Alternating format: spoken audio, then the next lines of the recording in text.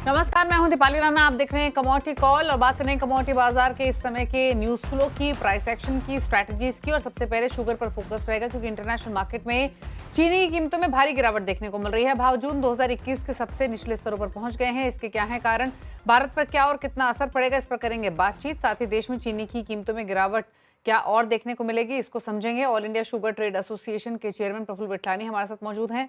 साथ ही मौसम विभाग के मुताबिक देश में चढ़ता पारा गिरा है, क्या है कारण, आगे के लिए क्या समीकरण बनते हुए दिख रहे हैं, इस पर करेंगे चर्चा। स्काईमेट के president metrology and climate change GP Sharma हमारे साथ बने हुए हैं। साथ ही स्ट्रैटेजीज पर चर्चा करने के लिए एलकेपी सिक्योरिटीज के वीपी जतिन त्रिवेदी हमारे साथ बने हुए हैं। आप सभी का स्वागत है शो में। सबसे पहले बात चीनी के साथ कर लेते हैं। इंटरनेशनल मार्केट्स में जिस तरीके का प्राइस ट्रेंड देखने को मिल रहा है, उसके पीछे क्या है कारण, कच्चे तेल का कितना रोल है, प्राइसेस किस डायरेक्शन में जाते हुए दिख रहे हैं, सबसे पहले इसी को समझने की कोशिश करते हैं। प्रफुल्ल जी नमस्कार, स्वागत है आपका। तो पहले तो यही बताइए कि भाव में जो मोमेंटम हम देख रहे हैं गिरावट की तरफ, क्या फैक्टर्स हैं उसके पीछे, क्या स्थिति फिलहाल दिख रही है? Thank you very much Deepali ji to invite आइस्ता। ये ब्राजील का जो एक्सपेक्टेड प्रोडक्शन था उससे काफी ऊपर का प्रोडक्शन के नंबर की एक बात आनी। यूएसए से ट्रेड वॉर का जो मामला चालू हुआ और crude crude is the villain. Crude जिस तरह से गिरा तो आप देखिए 68.23 का रेट था 20 मार्च को, तो 45 दिन में, 1.5 महीने में ये 15% गिर के 57.76 हो गया। मैं WTI क्रूड की बात कर रहा हूँ। उसके बाद लीफे शुगर जो है उसके पीछे वो भी गिरावट चालू हो गई। वो 564 पे था जो कल 489 पे बंद हुआ, जो 13% एक डाउन है। नाइबोट शुगर जो रो शुगर पूरे वर्ल्ड पे रूल करती है शुगर प्राइस को, वो 20 मार्च को 20 सेंट पे थी। वो गिर के कल 17.47, 18% नीचे है। तो पूरा क्रूड जो विलन हो गया, उसके पीछे crude and sugar internationally crashed from 13 to 18%, and the sector this sector is totally is in depression. क्योंकि अगर कोई पेरिटी नहीं होने से शुगर की जगह पे ये इथेनॉल की वजह से शुगर का प्रोडक्शन ज्यादा और हो सकता है ब्राजील में, अगर पेरिटी चली गई तो ये इंटरनेशनल मार्केट के लिए बहुत खराब न्यूज है। तीसरी बात ये है कि जो वर्ल्ड मार्केट है वो बिल्कुल ही ये 10 लाख टन का एक्सपेक्टेड नहीं थी कि 10 लाख टन एक्सपोर्ट जो है वो इंडिया से आएगा। तो ये भी वो अभी डाइजेस्ट नहीं कर रहे हैं। और जैसे कि हमारे संजीव चोपड़ा जी, हमारे फूड सेक्रेटरी जो है माननीय, उनकी ये कहने के हिसाब से जो 8 लाख टन का है, हमें लगता है या 7 या 8 लाख टन पे ही वही एक्सपोर्ट 10 लाख टन की जगह पे होने की उम्मीद है। हमें एक बात का तो बहुत खुशी है कि आइस्ता का शुगर प्रोडक्शन का नंबर ईगल आई को क्लिक करने जैसा एकदम सही गिरा हुआ है। और जहां तक कंजप्शन और एक्सपोर्ट, ये दो जगह पे करेक्शन अभी हम करने वाले हैं, क्योंकि इस तरह का डिप्रेस मार्केट किसी ने भी सोचा नहीं था कि 13 से 18% क्रूड या शुगर की मार्केट नीचे हो जाएगी। एक बात काफी अच्छी है कि यहाँ पे डोमेस्टिक मार्केट नहीं नीचे की जा रही है, क्योंकि हमारे यहाँ कंट्रोल्ड शुगर के प्राइस है। वहां पे भले मार्केट 18% गिर गई है, यहाँ 2-3% ऊपर है, क्योंकि यहाँ पे रिलीज मैकेनिज्म से गवर्नमेंट प्राइस को प्रिवेल करती है और फार्मर्स का इंटरेस्ट भी अच्छी तरह से देखा जाता है। और जहां तक इतना सब नेगेटिव न्यूज में, एक ये जो इंडिया पाकिस्तान का अभी जो चालू हुआ है, इसमें जो यहाँ से अफगानिस्तान शुगर जा रही थी वो वाया पाकिस्तान जा रही थी। अब वो वाया पाकिस्तान नहीं जाते हुए बंदा अंबर से जो है वो काफी बायर एक्सेप्ट नहीं कर रहे हैं। तो चीजें अच्छी नहीं है। पर डोमेस्टिक में जितनी भी चीनी बिकनी है वो डोमेस्टिक इंडस्ट्री के लिए काफी पॉजिटिव है कि हमें ज्यादा एक्सपोर्ट की जरूरत नहीं है। और यहाँ पे जो है कि प्राइस अच्छे तरह से गवर्नमेंट ने मेंटेन किए हुए, इसलिए गवर्नमेंट को काफी धन्यवाद है। प्रफुल्ल जी एक चीज बताइए फिर मुझे, इंटरनेशनल मार्केट्स के पर्सपेक्टिव से ही, इस समय किस तरीके की सप्लाई सिचुएशन है? क्योंकि चलिए कच्चे तेल की गिरावट, लीफे शुगर के प्राइसेस का आपने ट्रेंड की बात की, वो तो एक फैक्टर है ही, लेकिन एक ओवर सप्लाई का भी फैक्टर है जो कि आपने भी पॉइंट आउट किया। ब्राजील में प्रोडक्शन भी पिछले साल के मुकाबले ज्यादा दिखाई दे रही है। तो अभी ये जो ओवर सप्लाई की सिचुएशन किस तरीके की है इंटरनेशनल मार्केट्स में, क्या ये स्थिति बनी रहेगी? और ऑलरेडी जो गिरावट हम देख चुके हैं, इसके बाद भी क्या स्कोप है प्राइसेस इंटरनेशनल मार्केट्स में और नीचे जाने का? उसके बाद मैं डोमेस्टिक मार्केट्स पर एक कमेंट आपसे लूंगी। मुझे ये लगता है इंटरनेशनल मार्केट में अभी 3% प्लस माइनस पे ही मार्केट रहेगी। इससे ज्यादा अभी कोई गिरावट की भी ओके। उम्मीद नहीं है, गिरने की भी उम्मीद नहीं है। क्योंकि जो फंड्स है, जब क्रूड प्राइस नीचे रहता है तो वो शुगर में कभी भी लॉन्ग नहीं आते हैं, जो इंटरनेशनल लिफे और नाइबोट के ऊपर। जब तक क्रूड का कोई फ्यूचर अच्छा नहीं दिखेगा, तब तक शुगर का फ्यूचर अच्छा होने की उम्मीदें बहुत कम रहती है। और इस तरह से जो इंटरनेशनल मार्केट है वो 3% प्लस माइनस पे ही सेटल रहेगी। ठीक है। और डोमेस्टिक मार्केट्स में प्राइसेस सो फार कंट्रोल रहे हैं इंटरनेशनल मार्केट्स के मुकाबले, तो डोमेस्टिक प्राइसेस काफ़ी बेहतर स्थिति में है। बट यहाँ आउटलुक क्या है? अगर इंटरनेशनल मार्केट्स में इस तरीके का टर्बुलेंस बना रहा तो क्या भारतीय बाजार अछूते ही रहेंगे या कुछ इम्पैक्ट दिख सकता है गोइंग फॉरवर्ड? डोमेस्टिक मार्केट को कोई रिस्क नहीं है। जो जो हमारे okay. System of release mechanism है, उसकी वजह से। ये तो क्या था कि ये लीफे नाइबो क्रूड सब अगर ऊपर रहता ना, तो शायद हम आज 4-5% डोमेस्टिक मार्केट में ऊपर रहते थे, जो नहीं जा रहे हैं और जाने की उम्मीद भी नहीं है कि इंटरनेशनल मार्केट नहीं सुधरेगी। पूरी शुगर सेक्टर जो है पूरा सेंटीमेंट पे चलता है, और सेंटीमेंट बहुत वीक है। तो सेंटीमेंट की वजह से कोई भी चीज इंटरनेशनली ऊपर नहीं जाएगी, पर इंडिया में यहाँ नीचे जाने की कोई उम्मीद नहीं है। ओके। हाँ जी सर। चलिए, शुक्रिया प्रफुल्ल जी आपका आने के लिए शो पर, और तमाम पर्सपेक्टिव से राय देने के लिए। क्या स्थिति बनी हुई है इंटरनेशनल मार्केट्स में, डोमेस्टिक मार्केट्स पर कितना इम्पैक्ट देखने को मिल सकता है। लेकिन चलिए अब बात करते हैं मॉनसून की। जीपी शर्मा हमारे साथ बने हुए हैं, और अगर हम मॉनसून की चाल की बात करें तो मौसम की थोड़ी सी बदलती हुई हमने देखी है।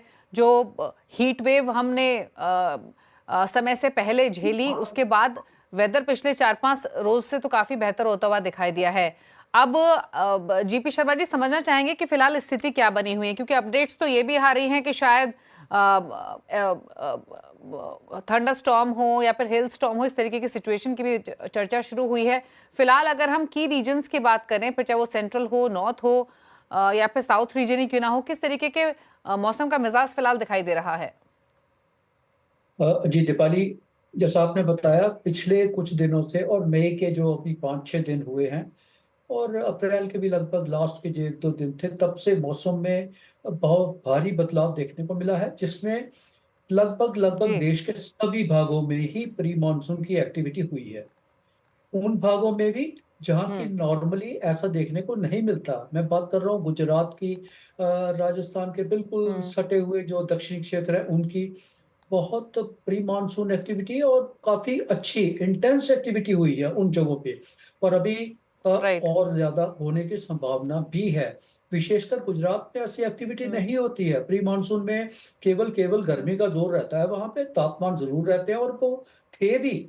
45 डिग्री तापमान था अहमदाबाद, 46 राजकोट। इसी तरह राजस्थान में भी बाड़मेर जैसलमेर में ये तापमान 46 डिग्री या उससे पार थे।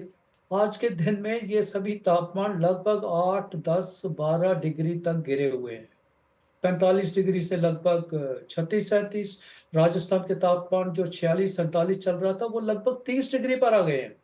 तो एक बहुत बड़ा बदलाव देखने को मिला है। एक ही बार वैसे होता नहीं ऐसा, इतनी साइमल्टेनियस एक्टिविटी देखने को नहीं मिलती है पिछले 5-6 दिन से। और हीट वेव तो है नहीं अभी कहीं भी, देश के किसी भाग में भी। और ओके। उसकी होने की अभी ओके। संभावना रहेगी भी नहीं, क्योंकि ये एक्टिविटी इंटेंसिटी जरूर कम हो जाएगी, लेकिन अभी कुछ और दिन इसका हमें असर देखने को मिलेगा। जी।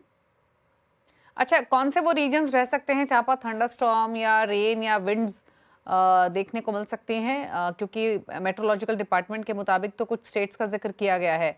आप कैसे देख रहे हैं स्थिति?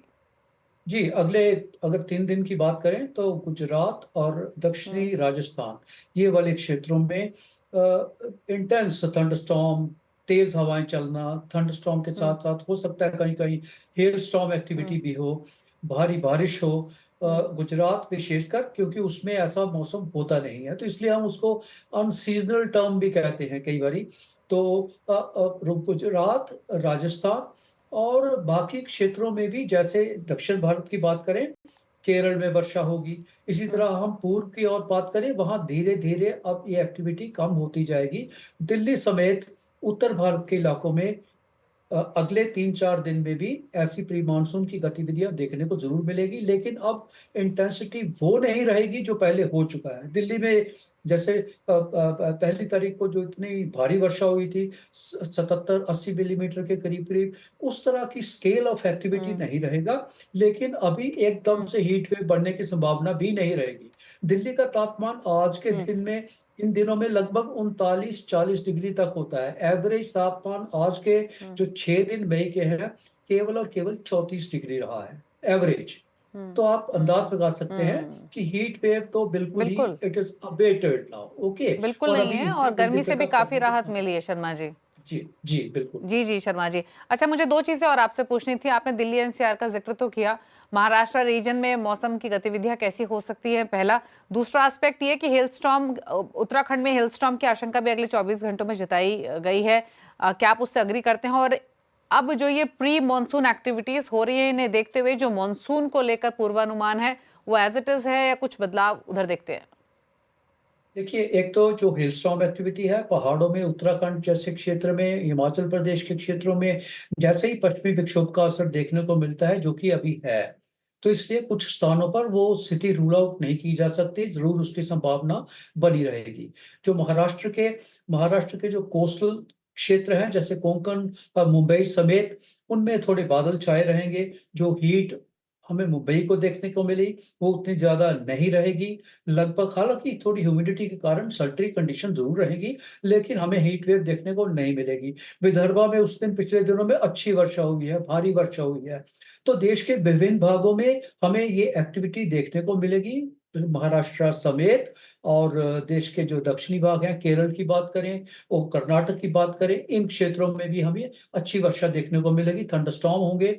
आज के दिन की बात करें तो तमिलनाडु में अच्छी बरसात होनी चाहिए। और इसके बाद आपने मानसून के बारे में बात की। देखिए, अभी थोड़ा सा जल्दी जरूर है, लेकिन जो देश के दक्षिणी भाग हैं, इक्वेटोरियल रीजन है, अंडमान सी है, उसमें 15 मई के आसपास स्थितियां बननी शुरू हो जाती हैं कि मानसून पहुंचने की कितनी संभावना है। तो उसकी बात करें तो फेवरेबल है। अगर 15 मई की बात करें तो लगभग लगभग एक ही सप्ताह दूर हुआ, 7-8 दिन दूर। तो परिस्थितियां अनुकूल बनती दिख रही हैं उन क्षेत्रों के लिए जो सबसे पहला ऑनसेट दक्षिण अंडमान सी में होता है। इक्वेटोरियल फ्लो है, वो फेवरेबल है। कहने का मतलब है, जिसके कारण मानसून आता है, जिन हवाओं से, वो परिस्थितियां अनुकूल बनती दिखाई दे रही हैं। तो दक्षिणी अंडमान सी में और उसके आसपास के क्षेत्रों में समय पर 15 या 20 तारीख के आसपास, उससे पहले पहले ही मानसून की आने की दस्तक जरूर मिलेगी। हालांकि मेनलैंड केरला तो पहली तारीख होती है, उसमें कहना भी थोड़ा जल्द होगा, जल्दबाजी होगी। लेकिन मानसून आ तो जाएगा, लेकिन जो शुरुआती दिनों में उसके थोड़ा सा सुस्त सी चाल रहने की संभावना अभी भी बनी हुई है। जी ओके ओके, चलिए, शुक्रिया शर्मा साहब बताने के लिए हर पहलू से किस तरीके के मौसम रह सकता है अगले कुछ दिनों के लिए और किस तरीके की स्थिति फिलहाल बनती हुई दिखाई दे रही है। रुक रहे हैं एक ब्रेक के लिए, लौटेंगे तो क्विक स्ट्रैटेजीज लेंगे जतिन से। एक छोटे से ब्रेक के बाद जल्द वापस आते हैं।